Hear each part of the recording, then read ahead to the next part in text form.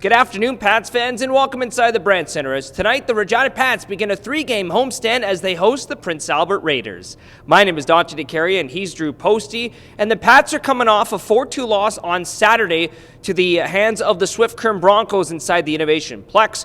Goals from Tanner Howe and Braden Smith on Saturday night, and 28 saves from Kelton Pine. But, Drew, it wasn't for a lack of effort. The Pats outshot their opposition 15-10 in the third period and 39-32 overall. Yeah, and they outscored the Broncos in that third period 2-1. And, games, back-to-back shorthanded goals in the last two games. So there are some things going right for the Regina Pats.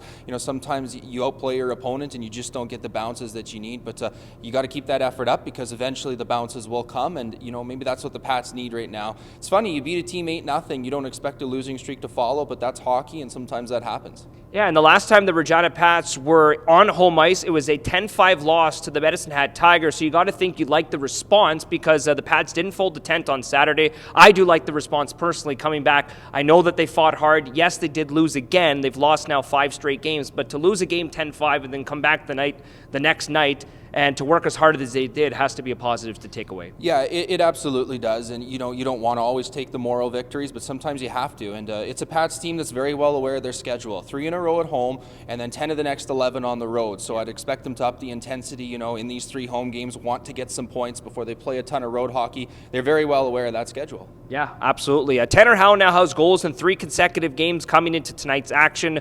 All of those points and those goals have come since coming back from injury, Drew. Yeah, and you'd expect that from Tanner Howe. He's the captain for a reason. Goals in 3 straight, as you mentioned, but he just does so much more for the team. He's really a complete hockey player. He'll get into the scrums if he has to. He'll throw his weight around, block shots. So just a big acquisition to have back, and I'm excited to see how long this goal-scoring streak can go for him.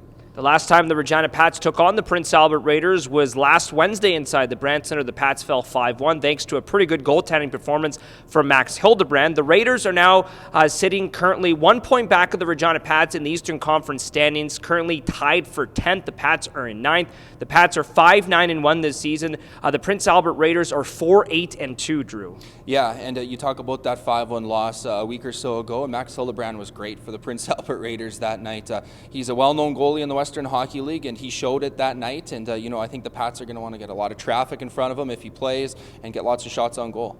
It's the first of 3 Better Together Tuesday nights here inside the Brandt Center. All the information is available at reginapats.com. Just head to the Pats website and click on today's game day preview, and you'll read a little bit about Deb McNabb, who will be dropping the ceremonial puck drop today. Again, it is Better Together Tuesday inside the Brandt Center tonight, with doors opening at 6 p.m., puck drops at 7. Tickets available at reginapats.com. We'll see you tonight.